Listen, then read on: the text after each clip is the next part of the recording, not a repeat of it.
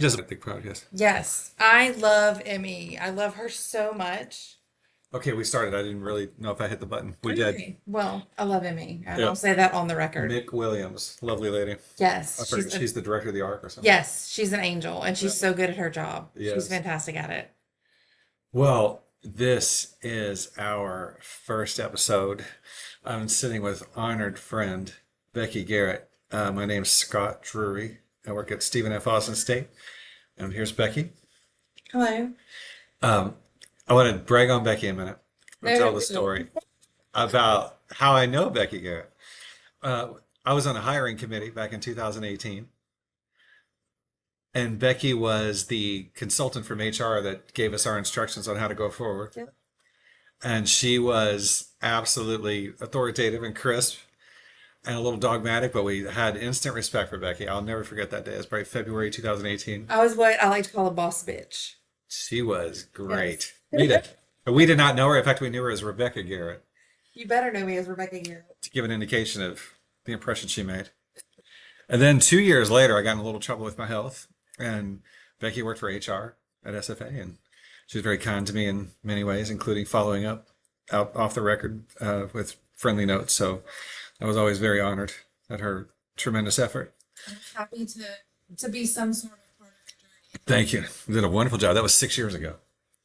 That was 2020. Of course, we're recording this on May 21st, 26, spring of 2026. And this is our first foray into this. I've bought a little device that splits our microphones, and it's kind of fun. So now, what I thought we might do, Becky, if you feel like it, Tell Becky, me. can you tell me anything about you, your hometown? My hometown is Nacogdoches. Yeah. Yes, Uh, I lived here. I was actually born here. mhm. Funny story. Yeah. Not too personal, but here we go. Okay. I don't have like I am an open book, so I will tell you just about anything about myself. But the gynecologist that delivered me in at Nacogdoches Medical Center later became my gynecologist. That is amazing. So So yeah. he or she had a long career. Yes, he had a long career, but then there is a Netflix documentary about him because then he started using his own sperm to impregnate women instead of That guy was from NAC. yes, that was my gynecologist. I had heard of that guy. Wow. I tell you, I have some of the strangest stories. I've encountered some of the oddest people. Yeah. Like it's just such a saga. I could write a book. And you have had a very good career in HR. Yes, I love my job. And you don't have to just tell the company, but just broadly, what do you do? I do leaves Yeah. for a couple of different clients. So basically if somebody has a baby Mhm. or if somebody gets sick or if somebody has somebody in the military and they need to take off to kind of care for them or something, like basically I make sure that their job is protected and they get paid while they're out. Yeah. So, and I love it so much because you get to connect with people during some of the hardest times of their lives Hmm. and you get to say like this part's going to be okay. Uh-huh. Well, And sometimes that's all people need to hear is that something is going to be okay. yeah, that was my experience with you. You were very comforting back then. I really love my job. Yeah. It's super important to me. Yeah. And I love it because I stay fulfilled all the time. Yeah. Because it's just like how many people in a day can I help? Yeah. Like Well, that was my experience. Well, I'll just go ahead and say I had cancer in 2020, first diagnosed, and you sent me a few handwritten notes, and not one every day, but over a few months, and it was really encouraging. So did I tell you when I went to buy those? I yeah, went to I went to Dollar Tree and bought like several ones. yeah, Because I was sending them out to everybody just to kind of check in on them, make sure they're okay. And I got up to the register at Dollar Tree and the lady said, "Do you have somebody in prison?" And I was like, "No." And she's like, "All these encouragement cards." And I'm like, "I use them for something else. No, I don't have anybody in prison." well, yeah, it was. It was. I was. I also told my family about it. That was way back. That was, gosh, it was the darkest period, 2020. So I've got a medical challenge, and then on top of that, I'm isolated, and on top of that, they've warned me very bluntly, don't get COVID or we won't touch you. really lean times, just the darkest times. So, Awful. and I obviously got into a bit of a funk, especially when the fall rolled around. I was on Yeah. leave during that fall. Oh my gosh, it getting dark early and all that stuff. Yeah. And not everything's open. And I can't, sometimes I go to the movies by myself, but I couldn't even do No. that. Yeah, I remember, like, actually, I think this year I'm going to take a break from Facebook from like October 1st to like after Thanksgiving, maybe, hmm because my dad was put in the hospital on October 15th, hmm and he fought and fought and fought and fought and fought COVID until November 19th when he passed away. Yeah.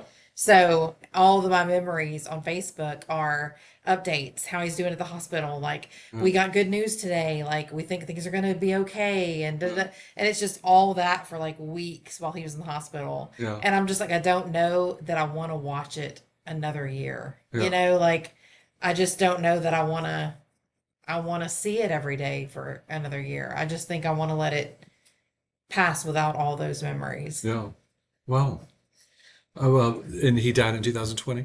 Yeah. Oh, I see. Yeah, that was, well, I wish I'd known you a little bit better then. I didn't know you enough to know that, but Yeah. Yeah. 2020 was a bad year for. it was. And what was the upside? Every It aspect of was so life. rough. And then we thought things were gonna get better, and at the beginning it wasn't much better, Yeah. like Yeah. Yeah, I do remember that. it went through. To me, the high water mark was, um, I remember this so vividly. The Super Bowl in 2022 took place in Los Angeles, and it was the Bengals and the Rams. And they criticized Mayor Newsom of Los Angeles, or I'm sorry, Governor Newsom, Governor of California, and Mayor somebody, I forgot his name, of Los Angeles. They weren't wearing masks at the game. Oh my goodness. So let's say that was February 5th, give or take. Fast forward a few weeks to the Academy Awards, and no one was wearing masks.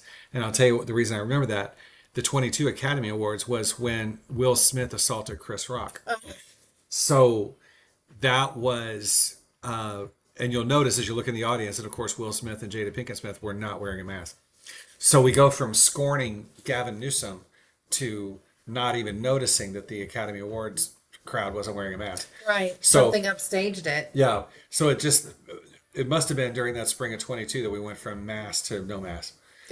Yeah. So Yeah. It had to have been. and I remember how liberating that was. Yeah. I work with a couple people that were dogged mask wearers, and to see them finally take theirs off, it was nice. Yeah. But it was, Yeah. I didn't like it.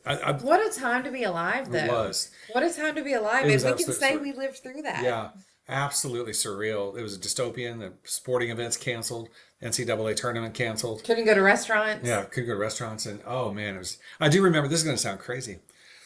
A movie that came out during COVID, and it was starring Russell Crowe about a guy with road rage. Remember this? Yes, I It do. had the distinction of being one of those rare movies that was allowed to be out, and it was just odd. I don't know why I remember that. Have you seen the one with oh, I think it's Gerard Butler. I don't think it's Russell Crowe. Is it Yeah. Russell Crowe? Is it Gerard Butler? I think it's Gerard Butler. Um, Law Abiding Citizen. Oh, I haven't seen it, but I know what you're talking about. Oh, you have to see it. Yeah. Such a twist. I, and you like those sort of movies. I do. Yeah. And it was really good. Like the twist in it, it blew your mind. Yeah. You were like, "Oh my goodness, this whole time." Oh, yeah. It's a good movie. You have to see it. It's really good. Well, Becky, I wanted to follow up with you have intrigued me with your artistry and a lot of other things. And you do something that I want to do. And that is, and I'm only 56. It's not too late. Maybe it is too late. It's not. It's never too late. As long as you're breathing, it's not too Yeah. late. But something that you do so well, which is many, many creative pursuits, but you're a writer. And could you tell me a little bit about your process? Um, so I call myself a writer very loosely. I've Yeah. never even let anybody read my writing, short Yeah. of the short stories I showed you earlier. Like, Yeah. like my writing is very personal to me. But growing up, I had a life where I had no control over anything. So I found that like writing was a way to kind of create a world that I controlled.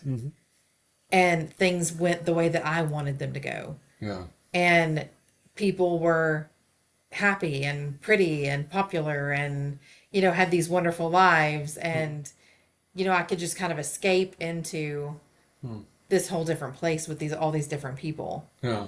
And it is a skill I have used to cope my entire life. Yeah. Like I've got bukus of things I've written. I've lost most of them just over the years. But Google Drive Yeah. is a real thing now. So Yeah. so I have some of it saved there, and I have one flash drive, but I don't have a laptop. So I have to get a laptop. So I I gotta can, get you a laptop for your birthday. I got in 8 months. Of all people, did you not to have a laptop? You get a Chromebook; those are inexpensive. But no, I'm thinking with my bonus, Yeah. because I'm supposed to be getting a bonus in July. Fingers crossed. Like Alliance, they are but I'm thinking about getting a laptop then. How you doing with the temperature? I'm good. It just feels like it might be 73. I'll check on it in a minute. You can feel 73. Yeah. We're in my beautiful home in Nacogdoches, Texas. $1 million home.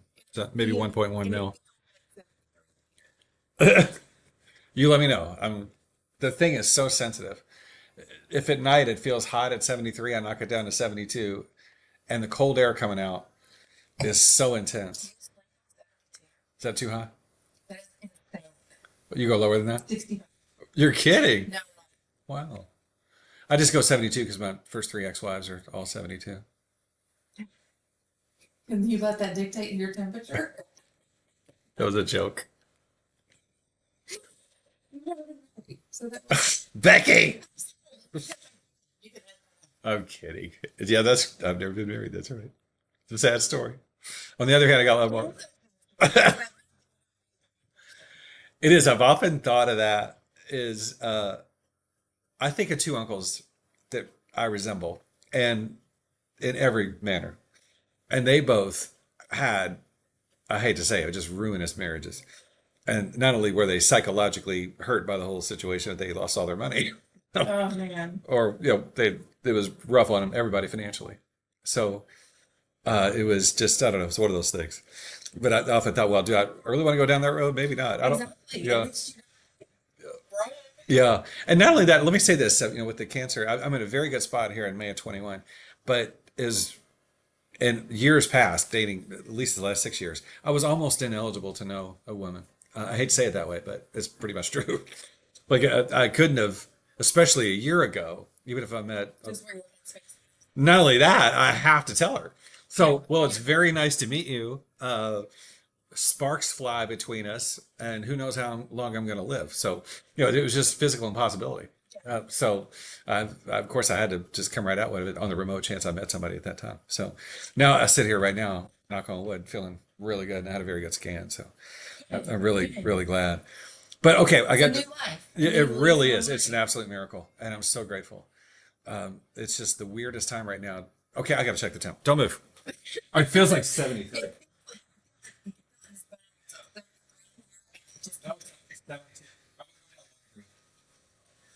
I think because I had a couple beers. One. Yeah. Oh my Is goodness. that gonna be too cold for you? No. We'll see how it goes. I sleep on 65. Uh, but I admire your creative pursuits, and it's something I want to do. And I want to show you something that inspired me. And I brought this book out on purpose. I thought of you earlier today. This is a book that changed my life at the age of 29. It's The Executioner's Song, Norman Mailer, the 1979, I believe it was a Pulitzer Prize winner. It was the Pulitzer Prize winner. And we just lost our camera. It's okay. But It was fine. so how are we doing now? Better? We're good. We're Okay. good. But you can see how thick it is. Yeah. It was quite, Got a dust bunny on there. it Good was Lord. quite thick. But Never mind. Could not be. I'm so glad you mentioned that because I got to tell you a little story. Let's get another book. Don't move. I want to prop it up and tell you about this. Okay. So I got some other books in there. Thanks for waiting. I'm patient. If you don't think I know I'm butchering this our first version here. How's your angle? All right. I'm good. These are the opening sentences. If you'll indulge me, I will. of this book. It's insanely choppy. Get this. This won the Pulitzer Prize. Look how crazy thick it is. It's bananas. Here goes. This is one of the most esteemed writers of his generation. I'll give you the first paragraph. Brenda was 6 when she fell out of the apple tree. She climbed to the top and the limb with the good apples broke off. Gary caught her as the branch came scraping down. They were scared. The apple trees were their grandmother's best crop and it was forbidden to climb in the orchard. She helped him drag away the tree limb and they hoped no one would notice. That was Brenda's earliest recollection of Gary. The whole book is like that. Okay, so here's the thing. The cat ran up the tree. Right. The child came to the cat. The cat saw the child. Like, it seems very like children's book, doesn't it? It does. Run, Jane, run. That's the irony. That's funny. That's what I'm getting at. This thing won the Pulitzer. It's what is it? 1,100 pages. It's something crazy. Ugh, I'm 1,200. sorry, it's exhausting. Well, it's 1,100. Yeah. And that's the beautiful irony of this book, is that I'll never forget this experience. This is what I want to talk to you about your writing. Is that I bought another version of this book, which finally fell apart, in at a bookstore that was next to a laundromat. And I was doing laundry all day. I was going to be there 3 or 4 hours. Yeah. A bookstore next to a laundromat. And it was like $2. This No was in chance. late 90s, and this book dates to 1979. So it's 20 years old even at that point. And I go, and I'm sitting there reading it at the laundromat. And this is pre-cell phone. This was when I was a very young person in my 20s, 1999, roughly. And I'm reading this, and I can't believe what I'm reading. It does read like Dick and Jane. And how could this be so good? But what I realized later, I'm 20 pages into it without even trying. And that's the beauty of it. That this was like a filet mignon. And it occurred to me that, oh, I get it. If you can get the person out of the way, get the narration out of the way, get descriptions out of the way. Because throughout the first X amount of pages, and pretty much the whole book, we don't hear what Gary looks like. We don't know what Brenda looks like. And that's what I love about that. What do we care? Yeah, we don't care. Exactly. Right. We get to address that. So to me, and this is approaching 30 years ago, I first bought this. I think I was 29 and I'm 56 now. It just meant so much to me to understand what writing could be. If you get out of the way and stop describing people and cars and mountains and everything else, and tell me about what's transpiring between them, what that could do.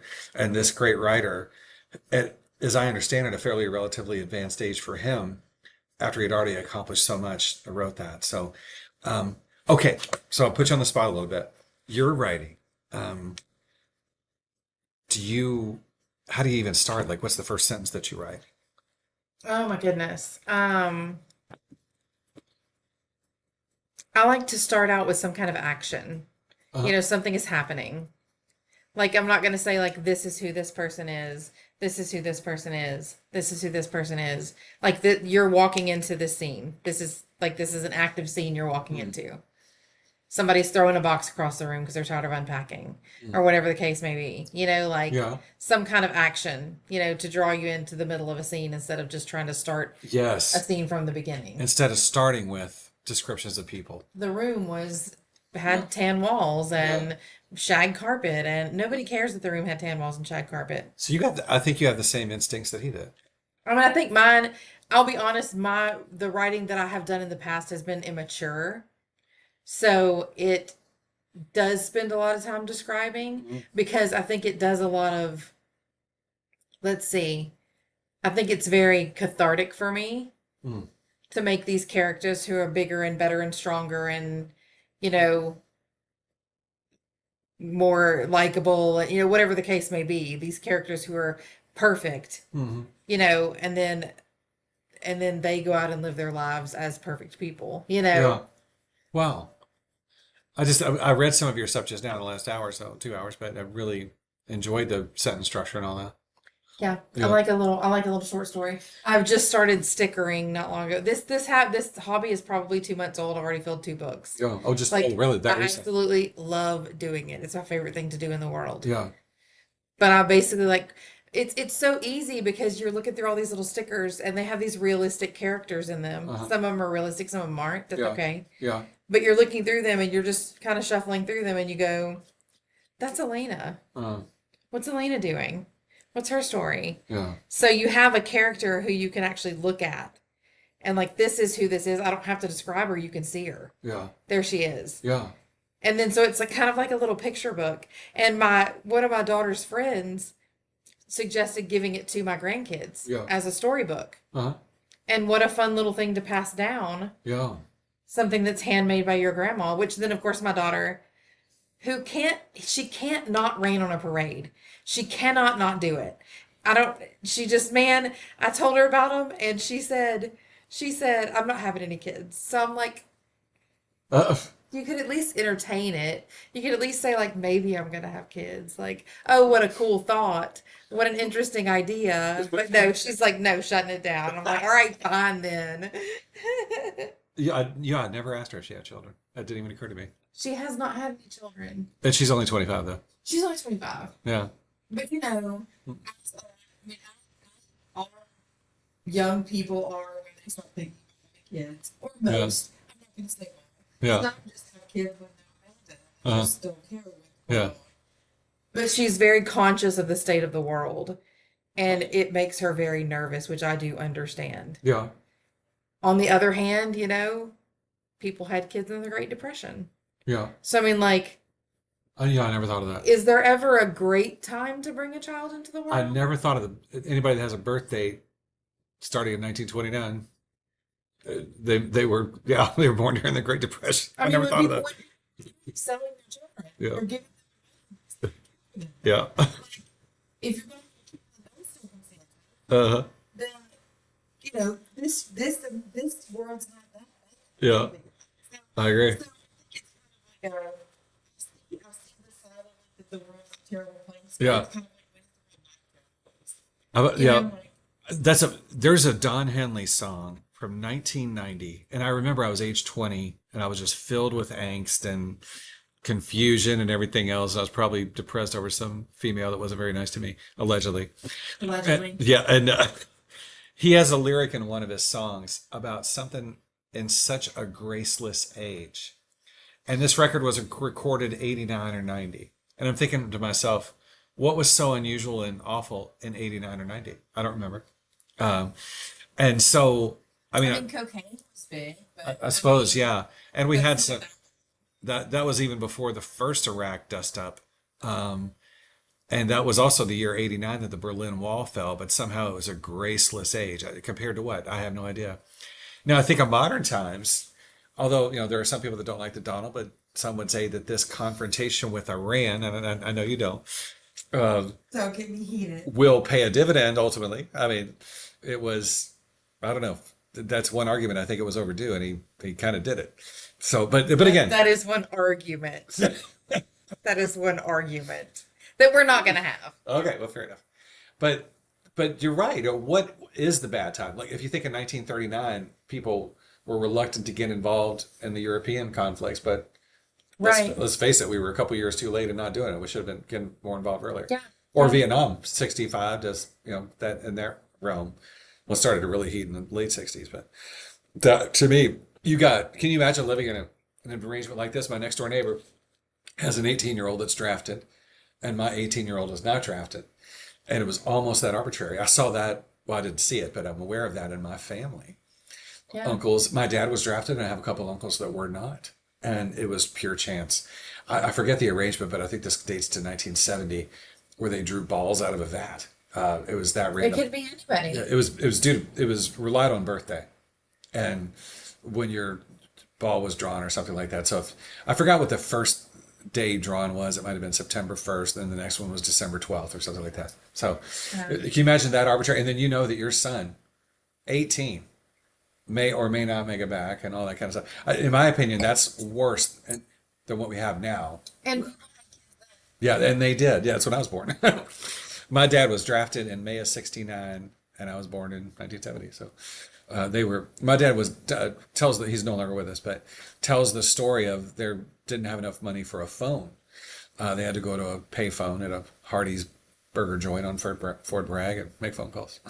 So, I think imagine that's yeah. well, you- Oh my gosh. That was I got my first cell phone, and I am not a kid. I'm 56, but I was 33. And I remember turning it on and everything and showing it to a buddy of mine. How long will it last? I said to my friend, and he goes, "Well, you got 2 bars." I didn't know what a bar was. I didn't even know how to interpret it. It was that basic. And you're not going to remember this. I think you're a little younger than me. Congratulations. When you sent a text, like the 2 key was ABC. Yeah. So if Yeah. I wanted to start something with C, I'd have to press it 3 1, times. 2, 3. Yeah. Yeah. It was just different then. I'll never. And I remember I was all busy with this lady back in 1998 to 2000, and it was just a red hot situation between us. But to this day, I look back on it in those years, 98 to 2000. What did we? How did we communicate? Right. If neither of us was home, neither of us knew where the other one was, Yeah. etc. Yeah. It was, and yet we were involved. I do not remember how to date or have friendships before a cell phone. Exactly. Yeah. Exactly. What do you do Yeah. if you can't get in touch with somebody for 3 hours? You're like, something must be wrong. Yeah. Because it's been 3 hours and I haven't heard from them. That's so unusual. Yeah. But back in the day, you'd go days without hearing from somebody, and Yeah. that was totally fine. Yeah. But now everybody's so accessible Yeah. that sometimes it's kind of like, what if I just don't want to be found for 3 hours? Yeah. Exactly. Like Yeah. maybe like on a day, like tomorrow, for example, like I have the day off of work. Yeah. Maybe I just don't want to be found tomorrow. Yeah. Maybe I just want to go do whatever strikes my fancy. Yeah. And not have my cell phone on my hip all day. Yeah. So, and I might go do something. I might go have brunch. I don't know. Where do you like to? Do you go to the hotel? I'd love to go to Fredonia for brunch. Yeah. First City Cafe. Yeah. That's a beautiful place. Oh my God. They have this thing called the Fredonia Chilaquiles. Yeah. I call it brunch nachos. It is, they're not a paid sponsor, but I love the Fredonia Chilaquiles and the crab cake Benedict. Yeah. They have some wonderful food there. They have some wonderful, wonderful food. Oh, wow. What time is brunch? 7 to 2. Oh, you get up early then. Well, I don't know. I don't know. I don't even know if they have it on Friday, so I'll have to look. Oh, yeah. I remember they do have breakfast. What do you like to eat breakfast? I'm not really a huge breakfast person. Uh-huh. I don't love eggs. I'm very, very picky about my eggs. Yeah. Matter of fact, on my Fredonia chilaquiles, I happen to take the eggs off Yeah. Uh-huh. because I'm not a big egg person. Yeah. So I'm not like a huge breakfast person because breakfast is so egg centric. Mm-hmm. And I'm not like a really big pancake person. Yeah. Like most of the time I have to have something salty in the morning. I Yeah. can't wake up and eat sweet normally. Uh-huh. It's just too much. Yeah, good point. Pancake syrup is a little much for breakfast. Yes, Yeah. it is. It's a lot. And you kind of feel like bleh after you eat it. Yeah.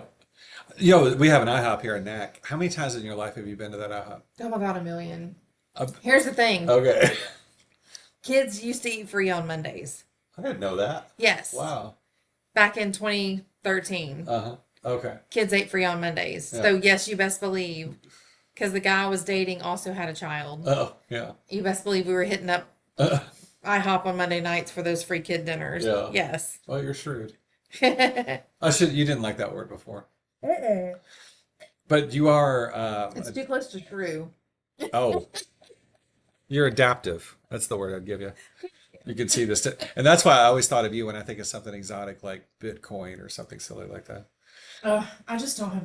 Here's the thing. Like I said before, I can figure things out really easily, but I'm very lazy. Yeah. Like I like easy hobbies. Mm-hmm. When I'm off of work, I don't want to have to think too hard. Yeah. Have you ever even heard, like, I don't pretend to understand what those cryptocurrencies are, but here's what I understand the concept to be, I think.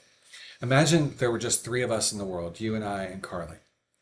And I'm a barber and you own the hardware store and she owns the grocery store. And we all have $100. So I go to the grocery store and I buy something for $10. Now she has 110 and I have 90. And then she goes to your hardware store to buy something for $20. You now have 120, she has 90, etc. And we can see all this on a ledger without a central party involved. It updates constantly. But instead of just the 3 of us with mundane transactions, it's countless millions of people and countless billions of transactions updating literally. That sounds absolutely exhausting. But the idea is to remove the central party so we can see transparently what everybody has and the constant update to the ledger, But etc. is it everybody's business with? Well, you volunteer to enter this system, so it's a different currency. You're entering into a different system. Now I'm butchering this. I'm sure I'm really not getting it exactly right, of course, but that's the idea: is entering into a non-central system where banks don't control it. Now, at first, it for a while there, it looked bad because Bitcoin proper crashed, but in recent times, it has had a huge rebound. And one coin costs, I don't know, $100,000. Now, of course, you can buy a fraction of a coin. In fact, the CVS pharmacy here in Nacogdoches, you could buy a fraction of a Bitcoin. You could buy $100 worth of coin, which is a fraction of What a one. world we live in. Yeah. Now, the You idea can't is, buy a penny though. yeah, good point. Yeah, it's amazing how many stores don't have pennies anymore. But which is insane Yeah. because until you change those, Yeah. Well, they at Kroger, what they're doing is rounding. So if you let's say the bill is 10.49, I've got a 20. So I'd have 9.51 coming back. They give you 9.55. So they lose 4 cents. If I'm not butchering that right. Or maybe they would just go ahead and keep the penny or what have you. Now I noticed Nukes is doing that too. here's That the thing though. I don't know how many people you're gonna be able to take their extra money from without them throwing a fit. well, I would assume none. I think the transaction always goes in the customer's favor. It would just have to. Yeah. Because there would be way too many good customers going, that's not the total of my bill. Yeah. That's not that I'm gonna pay that. But let's say I just spent $20 and I'm going to gain an extra 4 cents. Obviously, that's a tiny fraction. I can't even do it in my head. But they'll just build that into the cost of groceries. Okay, they'll do the math and say, okay, we're losing 0.5% on this odd change. We'll just increase prices by 0.5% on this and that. Well, it'll be fine. So again, prices go up. Yeah, just buy an eyelash. So I know, but they're always going up. Always going up. Look at gas. yeah, gas here in Nac, what are we floating at 4 right on the nose? I'm pretty sure. Right at four, right at $3.99 is what I Yeah. saw. And I think about that. You're a little younger than me, and I congratulate you. But 2008, it was June '08 where gas hit 4 nationwide. And it was even, I remember everybody was saying it's going to be $5 by the end of the summer. It's but going to be then it went back $5. down. I mean, gosh, after that, I mean, it was recently, was a year ago or 14 months ago, whatever it was, we actually had 199 here in Nac. Yeah. So, Now it's almost $4 and you can thank your sweet dollar. well, fair enough. And I really am optimistic. I think we're going to work out this Iran thing. We'll drift down to, I think we'll get down to 325 by Christmas. That's my prediction. I really do. I'm optimistic. And then I maybe, didn't vote for this gas price, so I think I shouldn't have to pay it. yeah. Let everybody that voted for him pay these gas prices. Yeah. I will pay people who didn't vote for him gas prices. What? There should be two different prices at the pump. Who you voted for. Yeah. Well, that'd be an interesting arrangement. That's what maybe something you should think about as a politics show. I can tell you really follow it. No, I don't. I really don't. I just, because here's the thing. Do I even want to go here? Go ahead and go there. My problem with Donald Trump has nothing to do with his politics. Oh, okay. I don't care what kind of president he is. Uh-huh. I don't care what his politics look like. Yeah. Fundamentally, he's a horrible human being who has raped people and like done things with children. Like, this isn't even a question of politics anymore. This is a question of morals. Like, it has nothing to do with, I don't care about his politics. I don't think he's a particularly good president either. I don't think a great president sits on Twitter all the time whining and crying and making a spectacle of himself, but that's just my opinion. But I just fundamentally as a person I have a problem with him. Yeah. Okay. He might be a fantastic president. He's not, but he might be. Yeah. And I still would have a problem with him. Like they keep saying, like, oh, you wouldn't prosecute him if they were Democrats. Yes. Yes, because I don't even align with the party. Yeah.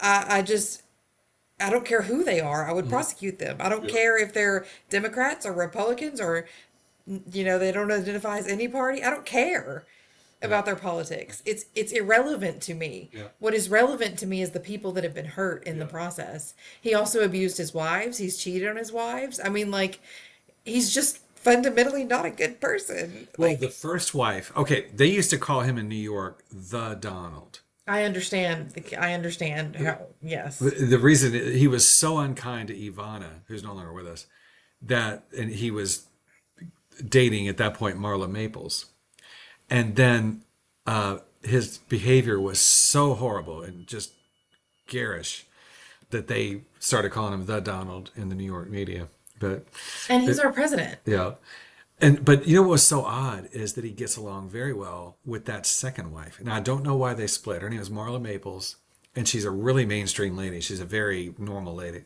I can't put a finger on it. If you met her, have you ever met her? I can't believe I just said that. I've never met her either.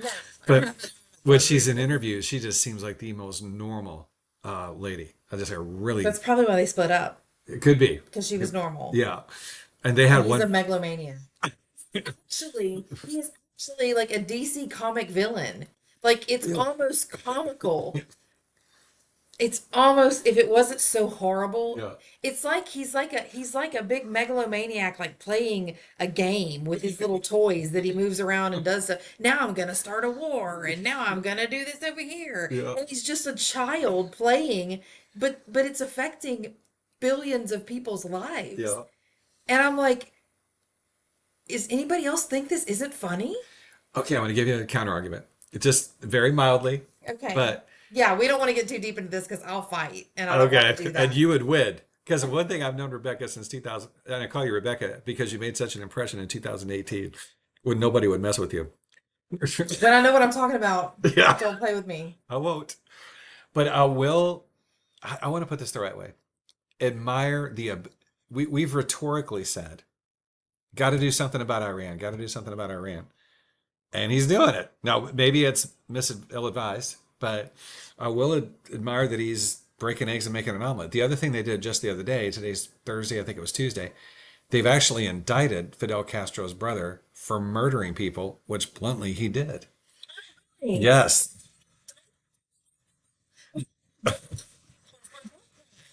What Well, invite for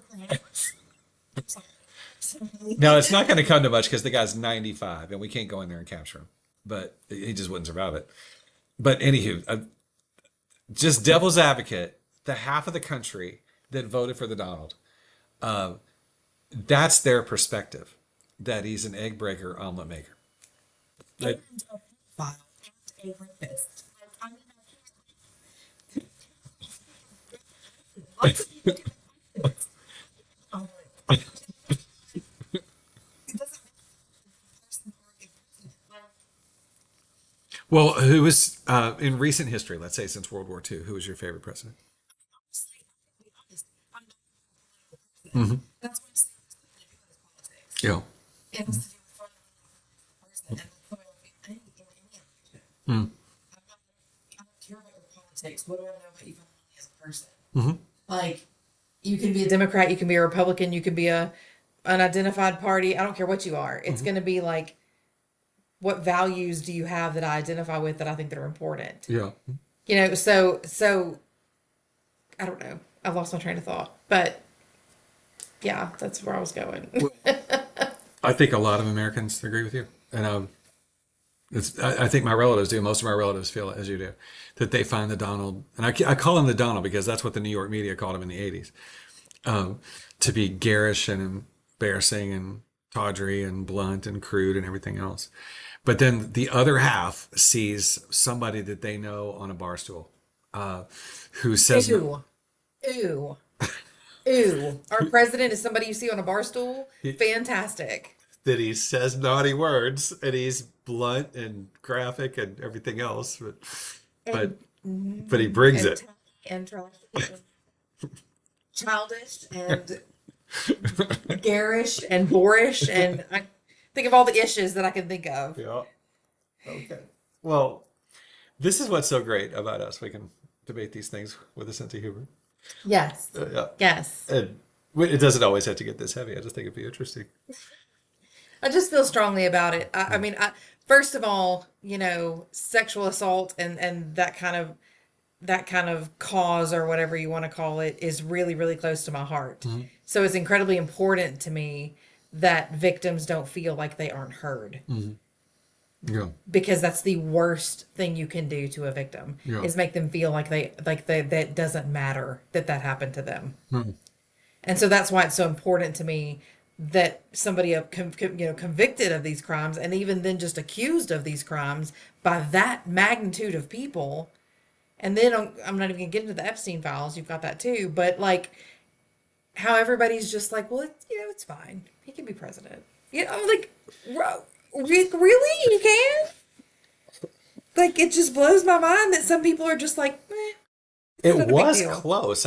He only won by not even 1 percentage point over Unfortunately, Harris. I forgot what the numbers were, but it was 49-8 to 48-9 or something like I'm that. not even going to get into the conspiracy theory of how that was bought. That election was bought, but Well, I don't know enough about it to go off on that tangent. But I've heard it, so well, yeah, I've heard people, of course, in the 2020, a lot of people thought that that was not on the up and up. Also, they thought that. yeah. Um, But I mean, with that money, you can do anything. well, that's the Trumpers that are aggrieved in 2020. Um, he lost that one, so Right. they think Biden cheated. So I Okay. don't think so. Okay. I think, and you know what they did? Yeah. Too. Yeah. The Yeah. leader, the whatever, Yeah. there's something that just is just a dude that hasn't done anything to anybody. Yeah. Like just a nice guy who wants to be president. Well, I think we're going to have obviously a different person. This in 28, you got Buttigieg, the transportation guy from Biden, Gavin Newsom, the governor, Andy Bashir, the governor of Kentucky, and maybe who else am I thinking? Harris might still be interested. I can't tell. So among those four, they have a really good shot. If a person is a Democrat, I'd see. I don't think they have something to hope for. I mean, and like I said, I'm neither a Democrat nor a Republican. Yeah. I'm nonpartisan. Yeah. I choose with my values, not with my party. Oh, okay. But but I do hope that we have. I mean, I want the best, whether it's Republican or Democrat. I don't care. Hmm. I want the best for the country. Hmm. I don't feel like he is the best for the country. Hmm. I feel like he's a toddler playing with the whole United States. Yeah.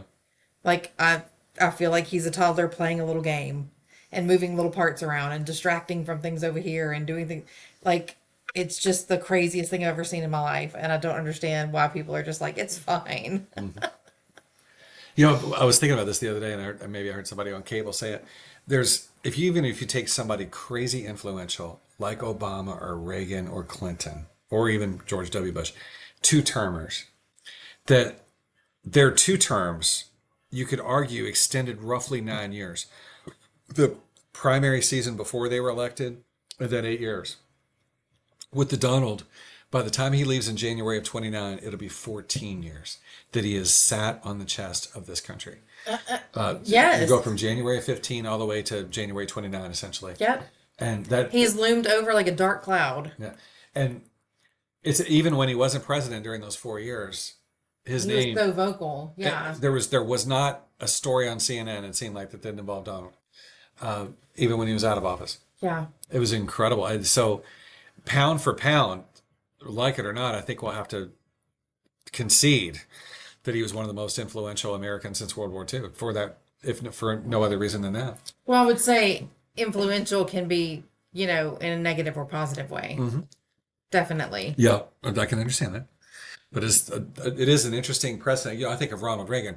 Ronald Reagan didn't dominate attention like this for all those years, even though, or Obama. Maybe you could call his influence door to door 9 years, including the primary season, but nothing like what we're seeing now with the Donald. Incredible. It's like tyranny. It just hangs over you like a threat constantly. Well, only 2.5 more years. Thank So God. November of 28, you'll have somebody like I hope that we don't have to wait that long. Becky. I'm sorry, Rebecca. I didn't say he was gonna die. I said he could be impeached. I said anything. Oh, okay. Yeah, or maybe he dies. I don't know. Like I hate to wish that on somebody. I don't. Yeah. But I mean, it might happen. He's quite old, so He'll be 80 in June. I believe it's June 20. You want to hear a crazy coincidence? The Donald in June, George W. Bush, July 9th, and Bill Clinton, August 19th, will all have their 80th birthday. They were all born in 46. Isn't that wild? That is wild. And you think how long ago Bill Clinton was president. Yeah. I'm sitting here at 56. Bill Clinton left office at 54. Which he's a younger president. He was. But on the other hand, nothing against him. But are you getting hot? No. To think that he was a 54-year-old former president. Nothing, I'm not slamming him, but boy, it seems like he could have had more influence somehow. He could have been something. He was having influence on somebody. Yeah, I suppose, but He was too busy to be influential. well, they had that crooked, I don't want to say crooked, but that, I don't know, that organization, the Clinton Global Initiative or whatever it is, foundation. And I just think it was all about the dollars ultimately. Of course. Um, I'm not besmirching him, but it's just, I'm a little dubious about all that. Think about a topper. I'm neither besmirching nor supporting. Okay. Well, one more topper. It's your birthday. It's my birthday in 8 months. Yeah. But yes, you can top it off if you want to. I'm not going to say no to more wine. Capricorn. I'm not going to say no to more wine. That would be ridiculous. Thanks for waiting. Oh, here it is. I couldn't find it in our fridge. Well, Becky and I are, this is a Thursday night. We're letting loose. This is Memorial Day weekend. I'm off tomorrow. Yeah. I'm off every day this summer. Oh yeah, that's I got nice. rough. I turned in grade 9 days ago. So you are done. Yeah, it's a good feeling. Well, it is and it isn't. Because I've noticed that I get a little lonely. Yeah, I'm sure interacting with students kind of keeps you socialized. Yeah. So I met a student today for about 3 hours. We were pretty busy. But generally speaking, it can get lonely in the summer. I remember 2 years ago, I went through a bout of that, just feeling cruddy. So that's one gift I have is to monitor master's theses. Hold on, I'm going to see what's on the radio there. Just this yapping has got my heart rate up to in the mid 80s. Oh my gosh, calm Isn't that down. weird? Okay, think of another topic. It's the one I shot out of the dome by bashing him. I'm just kidding. I'm not emotionally involved, I promise. Okay. It's been so smooth that I shouldn't have brought him up. No. I think it's a good conversation. Yeah. Might as well talk about it. My hair looks pretty gray in this light, doesn't it? I think it looks kind of blonde. Oh, good. I'm glad to hear this. You say that. That's the color it was when I was 5 years old. By the time I was 6 years old, it started going gray. That's funny. We're Yeah. gonna call it boyish sleep light. Oh, yeah. I used to go, okay, we found another topic. I'm not proud to say this, but beginning at about age 32, it started to really go gray. And I was horrified because, to be honest, my peers were bringing it to my attention and it hurt. Thank you. I'm aware. Yeah, and it hurt my feelings quite a bit. It really, really vexed me. I lived in Iowa for a while, and I was way hot after this female police officer. Her name was Becky. The way she walked and the way she sort of rested her thumbs on her gun belt, she just drove me crazy. But I've let it be known through friends because I, tried to feel her out. Is she single or what? Because she was about my age, and she remarked to somebody else, "How old is he?" And that got me very self-conscious because I was only 35. This was '05. I distinctly remember. Yeah.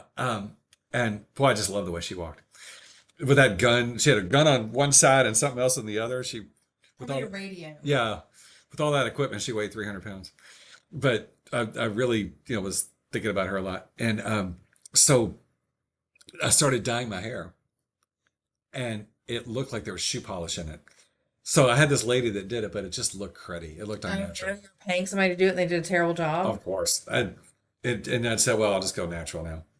But it was just, I don't know. I'm letting it go now. But sometimes it does look actually blonde. But then other times the light hits it wrong. It really looks pretty white, and I hate that. Yeah. Yeah. I dyed it. Yeah.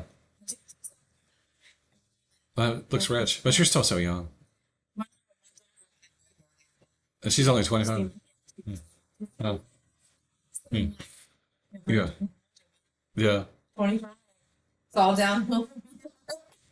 I didn't have any at that age, but by 32, it was overnight. I couldn't believe it. I was absolutely horrified. Like, what do I do about this? But yeah, I was a visiting professor in Iowa, and honestly, I didn't fit in there too well anyway. But that kind of reinforced it, if you will. Well, you can get away with it. If I start going gray enough to notice, I'm just gonna go get all that Uh huh. and just be gray. Just live gray. Yeah, why not? It takes. I think it takes some. It's living authentically. Why not? Fight it. Some people they want to dye their hair and it comes out screwy. And I'll give you an example. Robert Redford, when he was young, had blonde hair, and then for the last 40 years, well, he's passed away sadly, but the last 40 years of his life, it was orange. And what happened was he tried to dye it, and it Yeah. just didn't work. Well, back then too. Yeah. So I've noticed that, and I'm not proud of this. I hate to be so vain, but I saw a couple, I don't know what you call it, hair people. Can you help me with this? And it came out kind of orange. And it's just, I don't know, Yeah, I'd rather be my natural color than orange, no matter yeah. what my natural color is. Yeah, I was Yeah. always shocked at Robert Redford. It's like, wow, buddy, that just looks orange. Think that I've been thinking lately because I've never bleached my hair Yeah. ever, but I'm thinking about just going doing something crazy, Like an off color. like maybe purple, like a really dark purple. Hmm. I can see that. I don't know. I'm just thinking about doing something crazy. I'm thinking about bleaching it for the first time in my life. To go blonde? No, I'm never gonna go blonde. I'll always be a dark color, but I want it to be like a rich dark color. Mhm. So I'm thinking about letting them bleach it so they can do like a rich dark purple. Mhm. I don't know. I'm just thinking about it. I've been thinking crazy things lately. Well, you mentioned the Donald passing away. That's not crazy. A girl can hope. Well, you're somebody that could get away with it because of your personality. My little one of my little sweet children graduated at graduation on last weekend. Yeah, I think it's been 2 weeks 2 almost. weeks now. Yeah. But she graduated, and right before graduation, she dyed her hair purple, Hmm. and it looks so good. It's so cute. And Some people can really pull it off. I was just thinking, what am I waiting for? Hmm. Because I don't want to bleach my hair because I don't want it to be unhealthy. But hair grows back. It does. I've often thought that. People talk about maltreatment of hair, and it's just dead anyway. It's going you cut it right. I mean, it's gonna grow back, Yeah. so why not just go ahead and bleach it and Yeah. see what happens? Yeah. Do something wild. Be somebody different for a little while. I might do it. Yeah. I'm talking myself into it. Do you have somebody here in town you like? I have somebody that I've used in the past, but I don't think I would go to her for a bold color. Hmm. I think I would go to the same place that the little girl that graduated into, Mm-hmm. and that is Kindred Spirits Salon here in Nacogdoches. I think Madison did her hair. I don't think I know that one. I went to a lady just a few times at Beautiful You, which was kind of a girly place. I went to Amanda's in the past, I know where that is. but I've never seen vibrant hair come from there. Yeah. That doesn't mean it doesn't. That just Yeah. means I haven't seen it. Yeah. But I know I've seen vibrant hair come from Kindred Spirits. So Yeah. I'm like, maybe I'll switch up for that one little thing. Yeah. But I don't know. I'm just thinking. I'm thinking crazy thoughts. Well, I might do something wild. you're an original person. I wouldn't put anything past you. I keep telling people this. I just talked to Sylvia. She just texted me earlier, and I mentioned you. I sent a picture of us, that selfie that we took at Mad Hatters, and she remembered you vividly. Where you sat, what you said. So She's retired, Middlebrook, yes. and she was on that committee with me. Yeah, yeah. Oh my gosh, it was she and I, Scott Hutchins, Estrada, and I guess just us four. We four. That's all. It was just us. But yeah, that was wild times, and you were so good at that. Love that job. Yeah, Because I feel confident in that job. yeah, Like I know exactly what it's doing. yeah, And you can't yeah, because I've done it so much. Mm. And yeah, you just couldn't make it back down. yeah, Because I knew everything. yeah. So I love that job. I was very good at it. No, I think I'm very good at my job now, and I think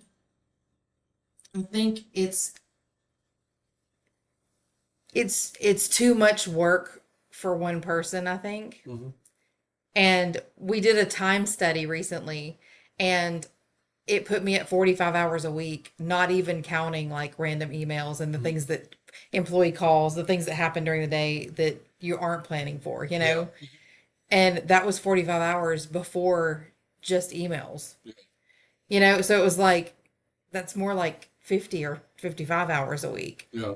And that's just too much for one person, Yeah. you know? Like, so we've been trying to find ways to streamline it and make it a little bit easier. And I'm hopeful that that's going to happen. But I just kind of miss, I just don't have time to give the devotion and you know the attention that I want to give to everybody. Yeah. And that for me that's really hard and frustrating because that's actually what I'm doing the job for. Yeah. Is for those people. It's not for the company that hired me. It's for the people that are going on leave. Yeah. So it's hard for me to not be able to give out that level of service that I want to give just because there's such a huge volume and it's just too much work for one person. Yeah. You know, like and it's frustrating because I'm like don't like you might be kind of squashing somebody's talents by overloading them with tasks. You know, when they're really good maybe with people or they're really good with you know numbers or they're really good with but you're overloading them with tasks and they're not getting to excel in those areas that they are actually best in, you know? Yeah. Well, I could see you being a good boss. Do you have anybody under you? No, I don't. I was a boss Uh-huh. for uh what was it, like a homeowners association management company? Yeah. And I don't want to ever be a boss again. I cried when I fired people. I'm not a good boss. I don't want to fire people. I don't want to give people bad news. I don't want to tell people that people notice that they smell. I don't want to be the one that has to do that. I don't ever want to do that again. So you had to do that sort of thing. Yes. And I don't want to ever be a boss again. I don't like being a boss because I don't like giving bad news to people. Yeah. And sometimes as a boss, you have to do that. And I don't want to do it. I did not enjoy being a boss. I don't think I'll ever want to be a boss again. I'm happy to be a cog in the wheel. Well, and you're still influential without being. That's my position as a professor. I have nobody under me. I never will, and I'm kind of glad. Yeah, for I real. was just on a hiring committee, and I'd hate to be a dean or something like Like, I that. don't want to be the buck stops here. Yeah. I need the buck to stop Yeah. somewhere up there. Yeah. The buck needs to get away from me. I don't want any part of it.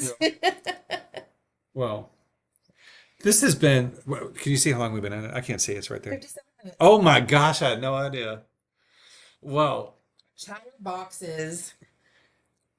an hour might be enough, as much as we can digest. So what I'm going to do, Beck, is save it and then upload it to YouTube so that only you and I can see it. Then we'll release it later if you like it. Okay. I want you to have control over your own image. Yes, please. Uh, Make sure. Yeah. Now this is a goofy camera. I bought this. I'll tell you when I got this.